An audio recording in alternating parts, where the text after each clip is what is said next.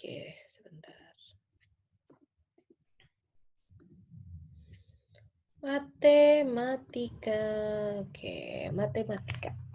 Mungkin kita sama-sama sudah pernah belajar ya matematika dari SD kelas 1 hingga kelas 3 SMA kemarin sudah sama-sama belajar matematika. Tapi kita belum pernah belajar mengenai apa sih itu matematika ya, secara ininya ya, secara apa namanya? Secara pengertian harfiahnya itu apa ya. Oke, secara singkat saya mungkin ya sekitar setengah jam ya menjelaskan terkait pengantar matematika. Ya, nanti minggu depan kita akan belajar himpunan dan seterusnya. Oke. Matematika. Ya. Sejarah matematika. Matematika berasal dari kata matemata, yang artinya dari bahasa Latin, yaitu sesuatu yang dipelajari. Kemudian dari kata wiskunde, yang artinya dari bahasa Belanda, yang artinya ilmu yang pasti. Jadi, matematika itu dari matemata dan wiskunde. Matemata dari bahasa Latin, wiskunde dari bahasa Indonesia. Bahasa Belanda. Matemata artinya sesuatu yang dipelajari, sedangkan wiskunde itu ilmu yang pasti. Sehingga James tahun 1976 menyatakan bahwa matematika itu adalah pola pikir yang terorganisir, bukti yang logis. Ya. Kemudian sehingga matematika adalah bahasa yang menggunakan istilah yang didefinisikan dengan cermat, jelas dan akurat, representasi dari simbol dan padat, lebih bahasa simbol dari sebuah ide daripada kedengarannya. Jadi kalau kita dengar kata-kata matematika biasanya simbol-simbol, ya, ada simbol bilangan, ada simbol apalagi tanda-tanda, ya, tambah kali bagi kurang dan sebagainya, ya. Kemudian beberapa karakteristik matematika. Yang pertama adalah objek yang dipelajari secara abstrak. Ya. Coba dari kelas 1 sampai kelas 3 SMA itu pasti kalian belajar matematika itu dalam bentuk angka atau bilangan. Benar nggak? Iya, Bu. Benar, Bu. Iya, Bu, benar. Nggak ada kan kayak fisika gitu kan? Nggak ada ya? Nggak ada. Aja tambah kali kurang bagi. Ya. Ada. Ternyata tidak ada atau menggunakan hasil pemikiran otak manusia. Ya, jadi pikiran kita. Kemudian yang kedua, kebenarannya berdasarkan logika. Nah, ini saya bilang tadi, kebenaran matematika adalah kebenaran logik. Logik atau enggak gitu ya. Bukan empiris hasil temuan. Kalau masuk di akal ya berarti matematika gitu ya. Tapi kalau misalnya kita berbicara fisika, kimia, dan sebagainya, kita harus menemukan. Benar nggak? Apalagi kalian orang budidaya tanaman pangan. Pasti harus menemukan entah produksi pangan yang bagus gimana, cara nanamnya. Ya. Nah, kemudian artinya kebenaran tidak dapat dibuktikan melalui eksperimen, seperti dalam ilmu fisika atau biologi. Ya, misalnya, nilai akar minus 2 tidak dapat dibuktikan dengan kalkulator. Coba pencet ini, pasti bingung tuh kalkulator ngeluarinnya gimana. Ya. Tetapi kalau secara logika di dalam matematika, kita bilang ada dasarnya bahwa bilangan minus akar 2 itu nanti disebut sebagai bilangan imajiner atau bilangan hayal. Ya, kalau di matematika ini sah aja. Ya, tapi kalau di fisika nggak bisa kita, apalagi di ekonomi nggak bisa minus akar 2 apa gitu ya. Tapi kalau kita berbicara matematika boleh ya. Nah, kemudian yang ketiga pembelajarannya secara bertingkat dan kontinu. Maksudnya itu gimana? Pemberian atau penyajian materi matematika disesuaikan dengan tingkatan pendidikan yang dilakukan secara terus-menerus. Artinya, dalam mempelajari matematika harus berulang melalui latihan-latihan soal. Ya, saya mau tanya di sini, kalian ada ngerasa nggak ketika SD kok kayaknya satu tambah satu, ketika SMP 1 tambah 1 ya mudah 2 gitu. Tapi ketika kalian masih SD kelas 1 tambah 1 aja kayaknya bingung gitu, kayak stres gimana cara ya dapat 1 tambah 1. Merasa nggak kayak gitu? Iya Bu, Merasa, Bu. merasa Bu. Nah, ya, karena ada tingkatannya. Ya, yang ini. Sehingga coba latihan soal-soal ketika SMP dan SMA beda atau enggak? Beda banget, Bu. Beda. Beda Bu. SMA sampai kepala ya, apalagi ujian akhir nasional ya. Beda. Susah soalnya. Ya, saya akuin itu apalagi anak IPA. Soalnya susah itu ya. Nah, karena itu ada tingkatannya ya. Kalau ini mungkin tingkatan kalau kita matematika masih matematika dasar. Saya rasa harusnya kalau base-nya kalian dasarnya ketika SMA, SMP kuat, ya insya Allah matematika yang di Poltek ini bisa gitu ya. Oke. Kemudian banyak kegunaan dalam matematika atau logika matematika. Ya, kegunaannya apa aja? Yang pertama itu membantu setiap orang yang mempelajari logika untuk berpikir secara rasional, kritis, lurus, tetap, tertib, metodis, dan koheren. Ya, ini orang matematika nih, kritis dia. Ya, saya bukan orang matematika, saya orang sosial ekonomi pertanian. Ya, kalau Pak Hendri orang matematika dia. Ya, saya kalau komunikasi sama Pak Hendri, beliau itu kritis. Ya, dan terstruktur orangnya.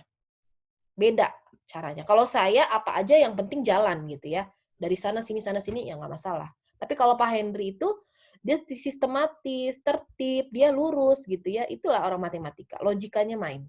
Ya, beda kalau sama saya ya. Oke, kemudian yang kedua, meningkatkan kemampuan berpikir secara abstrak, cermat, dan objektif. Ya, kalau orang matematika, logikanya main, semuanya main ya. Jadi dia bisa menghayal kayak misal jaring-jaring kubus. Kalau matematikanya jago, insya Allah dia bisa kuat itu ya. Apalagi kalau di psikotes. Orang matematika itu sangat bagus ya ngitung-ngitung. Kemudian yang ketiga, menambah kecerdasan dan meningkatkan kemampuan berpikir secara tajam dan mandiri. Ya. Kemudian memaksa dan mendorong orang untuk berpikir sendiri dengan menggunakan asas-asas yang sistematis. Ya, harus ada dasarnya kalau matematika. Yang kelima, meningkatkan cinta akan kebenaran dan menghindari kesalahan-kesalahan berpikir, kekeliruan serta kesesatan. Ya. Yang keenam, mampu melakukan analisis terhadap suatu kejadian. Kemudian, yang keempat, ada keterkaitan antara materi yang satu dengan yang lainnya. Nah, maksudnya di sini adalah materi akan dipelajari harus memenuhi atau menguasai sebelumnya. Misalnya kalian mau mempelajari volume kubus. Ya tentu kalian harus mempelajari dulu luas kubus gimana, keliling kubus gimana. Ya. Misal nanti ketika setelah UTS kalian akan belajar integral, diferensial, dan sebagainya. Nah, kalian harus belajar dulu peraturan bilangan itu seperti apa, jenis-jenis bilangan itu gimana, tambah kurang kali bagi itu gimana. Ya, jadi ada materi satu dengan materi yang lain itu saling terkait. Ya, jadi kalian harus paham. Kemudian, menggunakan bahasa simbol. Dalam matematika, penyampaian materi menggunakan simbol-simbol yang telah disepakati dan dipahami secara umum. Misalnya penjumlahan menggunakan simbol jumlah, sehingga tidak terjadi dualisme jawaban. Ya, jadi kalau matematika, ya kalau 0, 0 hasilnya. Ya, nggak bisa 0,5 masih benar, enggak. Kalau matematika ya segitu-segitu gitu. Makanya kalau jawaban paling enak itu ngoreksi matematika. Kalau jawabannya selain 5 salah misalnya ya. Kalau jawabannya 5, kalian isi 6 ya udah salah walaupun cara mengerjakannya udah benar dari atas ya, pas di bawah hasilnya 6. Ya salah kayak gitu. Jadi ilmu yang pasti matematika itu. Nah, matematika itu dapat juga diaplikasikan di bidang lain-lain, ya. Nah, matematika banyak digunakan diaplikasikan misalnya dalam ilmu ekonomi, ya, dalam mempelajari fungsi permintaan dan penawaran. Kalau di kalian, matematika itu bisa digunakan nanti sebagai dasar untuk penelitian statistik, ya. Kalian harus tahu angka dulu, ya. Baru bisa belajar statistiknya bagaimana. Oke. Kemudian, menurut Trustforce membedakan dua macam matematisasi, yaitu matematisasi vertikal dan matematisasi horizontal. Ya, digambarkan oleh Grave Mazur tahun 1993 sebagai proses penemuan kembali reinvitation process. Ya, jadi dia gambarnya digambarkan sebagai proses penemuan kembali seperti ini. Ya, sistem matematika itu ada bahasa matematika, ada algoritma. Kalau algoritma ini biasanya ditemukan di mahasiswa-mahasiswa komputer, ya, biasanya suka mereka pakai ini. Diselesaikan, diuraikan soal-soal yang konseptual, sehingga kalau ini matematisasi vertikal dimulai dari soal-soal yang konseptual. Tetapi dalam jangka panjang dapat disusun prosedur tertentu yang dapat digunakan untuk menyelesaikan soal-soal sejenis yang langsung tanpa bantuan konteks. Ya, biasanya yang ini, ya.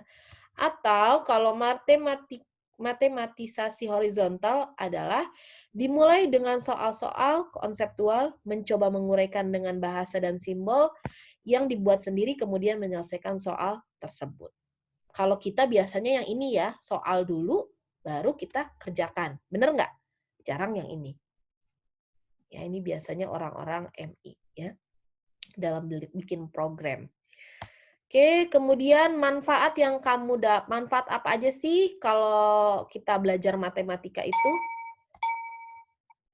Yang pertama itu cara berpikir ilmu orang matematika itu sistematis melalui urutan-urutan tertentu. Ya, dengan kita belajar matematika, otak kita itu terbiasa memecahkan masalah secara sistematis, sehingga bisa diterapkan dalam kehidupan nyata. Kita bisa menyelesaikan setiap masalah dengan cara lebih mudah. Ya, dengan kalian menguasai matematika, biasanya kalian itu kalau nanti ada psikotes itu cepat mengerjakannya. Ya, rata-rata matematika dasarnya. Kemudian yang kedua adalah cara berpikir matematika itu secara deduktif. Kesimpulan ditarik dari hal-hal yang bersifat umum, bukan hal-hal yang bersifat khusus. Sehingga kita menjadi terhindar dengan cara berpikir menarik kesimpulan dengan cara kebetulan. Jadi kalau orang matematik itu nggak ada kata-kata kebetulan. Ya, beda kalau kayak saya orang sosial, kebetulan, oh mungkin, itu nggak mungkin. Kalau orang matematik itu pasti dia. Misalnya, kita tidak bisa menyatakan kalau kita tidak boleh lewat jalan A pada hari Sabtu. Karena jalan tersebut meminta tumbal tiap hari Sabtu. Ada kan ya orang yang kayak gini kan ya? Jangan lewat jalan situ karena ada tumbalnya, ada gondorwo-nya segala macam. Nah, hanya karena ada beberapa orang yang kebetulan kecelakaan dan meninggal di jalan tersebut pada hari Sabtu, kita kalau orang matematik itu harusnya berpikir bahwa orang yang meninggal di jalan tersebut pada hari Sabtu bukan karena tumbal, tapi harus dianalisa lagi. Apakah karena orang tersebut tidak hati-hati, ataukah yang jalan yang agak rusak atau sebagainya. Jadi yang lebih rasional. Ya, mungkin kalian menemukan kali hal-hal yang kayak gini, ya, di kehidupan sehari-hari. Tapi kalau orang matematika itu nggak percaya biasanya kayak gitu, aneh-aneh aja dibilangnya. Ya, karena nggak rasional. Nah, kemudian belajar matematika itu melatih kita menjadi manusia yang lebih teliti, cermat, dan tidak ceroboh. Ya, karena satu-satu ngitungnya ada tahapan-tahapannya. Ya. Nah, ini kita harus memperhatikan benar-benar beberapa angka, beberapa digit nol di belakang koma, ya, bagaimana grafiknya, bagaimana dengan titik potongnya. Jika tidak cermat dalam memasukkan angka, melihat grafik, tentunya bisa menyebabkan kejadian yang fatal, ya, jawaban yang salah dan sebagainya. Kemudian, belajar matematika juga mengajarkan kita menjadi orang yang sabar dalam menghadapi semua hal dalam hidup ini. Ya, saat kita mengerjakan soal matematika dalam penyelesaian sangat panjang yang rumit, kita harus sabar. Kita harus tahu tahapan-tahapannya. Ya, kalau ada langkah yang salah, berarti salah juga semua. Ya, namun jika kemudian kita bisa mengerjakan soal tersebut, ingatkah bagaimana rasanya? Nah, berarti kita merasa puas kan kalau kita dapat nilai bagus matematika, misalnya dapat A, pasti puas. Tapi bukan hasil contekan ya. Nah, jadi kita butuh kesabaran. Kemudian yang kelima adalah, yang tidak kalah pentingnya adalah banyak penerapan matematika di dalam kehidupan nyata. Ya, di antaranya dalam pemasaran, teknik, atau di bidang budidaya tanaman pangan. Matematika itu digunakan. Misalnya menghitung benih, menghitung pupuk, itu dasarnya apa? Matematika, ya, bukan yang lain. Oke? Silakan kalau ada pertanyaan atau pernyataan.